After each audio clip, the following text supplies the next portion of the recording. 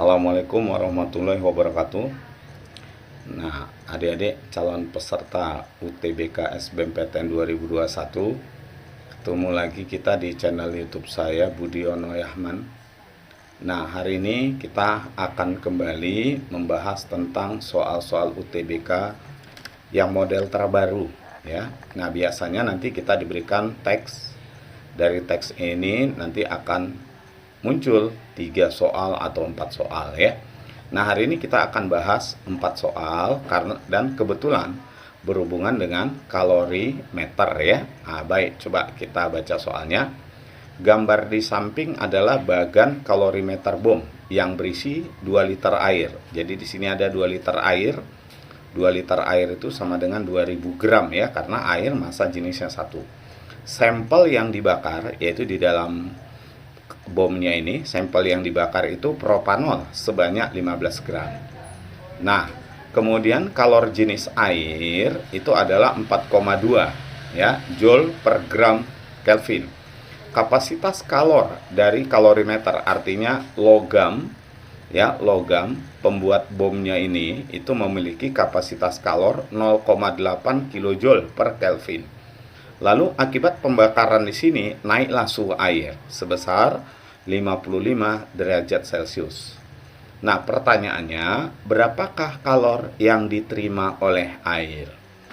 Nah, untuk menghitung kalor yang diterima oleh air, itu kita bisa lihat dari kenaikan suhu air. Air suhunya naik sebesar 55 derajat Celcius.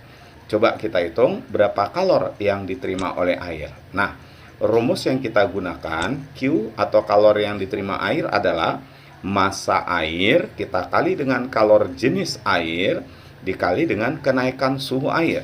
Jadi M dikali C kali delta T, di mana M ini massa air ya. Nah, kemudian C ini adalah kalor jenis air, delta T itu adalah kenaikan suhu air. Nah, siswa sering salah mengartikan M. M ini dikira siswa itu, ada beberapa siswa menganggap M ini 15 gram ini. Nah, di situ salah ya. Jadi M di sini massa air yang suhunya naik, yaitu 2000, karena 2 liter air kalau dijadikan ke gram 2000 ya. C itu kalor jenis air 4,2, delta T kenaikan suhu air. Kita hitung ya. Jadi massa air 2000 kali 4,2 kali 55. Nah, dari sini kita bisa dapat berarti Q sama dengan, kita kalikan hasilnya 462.000, satuannya joule. Ingat, satuan di sini mengikuti satuan di kalor jenis. Di kalor jenis ada joule, maka ini kita buat satuannya joule ya. Nah, karena soal minta kilojoule, kita bagi 1000, berarti dapatnya 462 kilojoule. Nah, itulah kalor yang diterima oleh air yang menyebabkan air suhunya naik sebesar 55 derajat Celcius. Berarti jawabannya dodol. Oke. Nah, kita lanjut soal yang nomor 2. Sebelum kita lanjut soal kedua, jangan lupa klik tombol like, subscribe, dan share. Bagi video ini ke teman kalian sebanyak-banyaknya, sehingga semakin banyak yang menerima manfaat dari video ini. Nah, kita lihat soal yang kedua. Pertanyaannya, berapa energi yang dihasilkan dari pembakaran propanol? Jadi kalau di sini ada propanol dibakar, tentu pembakaran propanol ini mengakibatkan naiknya suhu dari kalorimeter, kemudian naiknya suhu air. Nah, jadi energi yang dihasilkan dari pembakaran propanol mengakibatkan tadi terjadi kenaikan suhu kalorimeter dan terjadi kenaikan suhu air.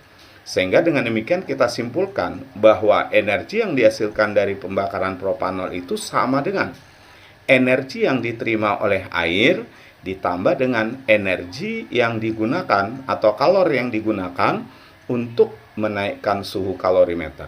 Sehingga bisa kita buat rumusnya. Nah, energi hasil pembakaran propanol itu adalah kalor yang diterima oleh air ditambah dengan kalor yang digunakan oleh kalorimeter ini untuk menaikkan suhunya. Nah, tadi kalor yang diterima oleh air sudah kita hitung pada soal nomor 1, yaitu 462 kilojoule. Nah, sekarang kita tinggal menghitung berapa kalor yang menyebabkan kenaikan suhu kalorimeter.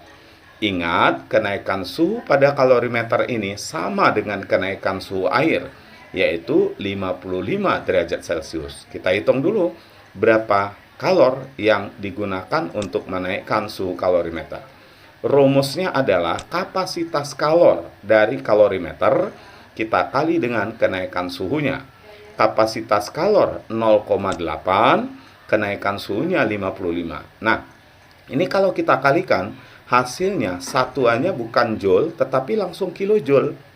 Nah, kalau yang tadi Q di air tadi satuannya joule, karena kalor jenis air di sini ada joule. Kalau kapasitas kalor kalorimeter dia di sini kilojoule, maka hasilnya langsung dalam satuan kilojoule. Sehingga ini kita masukkan kemari. Nah, jadi energi hasil pembakaran propanol adalah 462 ditambah 44 kilojoule. Dapat kita 506 kilojoule. Nah, inilah dia jawabannya, cantik ya. Oke, kita lanjut sekarang soal yang ketiga. Nah, yang ketiga ditanya berapa entalpi pembakaran propanol. Nah, sebelumnya kita harus tahu apa itu entalpi pembakaran propanol. Nah, entalpi pembakaran propanol itu adalah perubahan entalpi yang terjadi pada pembakaran 1 mol propanol. Sementara di sini propanol yang dibakar 15 gram. 15 gram itu adalah 1/4 mol karena mR-nya 60. Mol itu gram dibagi mR ya. Nah, jadi ini 1/4 mol. Nah, sementara yang diminta untuk 1 mol. Artinya Q tadi yang dihasilkan pada pembakaran propanol tadi itu untuk 1/4 mol, yang diminta untuk 1 mol. Sehingga bisa kita hitung entalpi pembakaran propanol adalah ya kalor yang dihasilkan pada pembakaran 15 gram propanol ini kita bagi dengan jumlah mol propanolnya. Nah, kenapa di sini kita beri tanda negatif? Nah, ini kita beri tanda negatif karena pembakaran ini bersifat eksoterm. Dari mana kita tahu pembakaran di sini eksoterm? Nah, dari naiknya suhu air. Air suhunya naik karena air menerima panas dari hasil reaksi ini. Berarti reaksi ini mengeluarkan panas. Maka min. Nah, min kita beri tanda ya. Nah, sehingga kita hitung Q tadi, yaitu yang udah kita hitung 506 tadi ya. Nah, dibagi dengan mol propanol, gramnya 15, kita bagi dengan mR-nya 60. Maka dapatlah kita hasilnya sama dengan min 2024 kilojoule per mol. Maka jawabannya adalah cantik. Oke, itulah dia entalpi pembakaran propanol. Kita lihat soal yang terakhir ya. Nah, berapa persen efisiensi kerja kalorimeter ini? Nah, efisiensi kerja kalorimeter kita bisa hitung dengan cara kalor yang diterima oleh air dibagi dengan kalor yang dihasilkan seluruhnya ya. Kalor yang dihasilkan dari pembakaran propanol ini kita kali dengan 100%. Nah, kalor yang diterima oleh air tadi kita hitung yaitu 462. Kita bagi dengan kalor yang dihasilkan dari pembakaran propanol seluruhnya, yaitu tadi 506. Kita kali dengan 100%. Maka dapatlah kita 91,3%. Dengan demikian, jawabannya adalah E. Nah, adik-adik, ini adalah video tentang soal-soal terbaru UTBK. Jadi, jangan lupa diulang-ulang soalnya ya. Nah, kemudian bagi video ini sebanyak-banyaknya ke teman-teman kalian supaya semuanya menerima manfaatnya. Baik, terima kasih atas perhatian adik-adik semua. Assalamualaikum warahmatullahi wabarakatuh.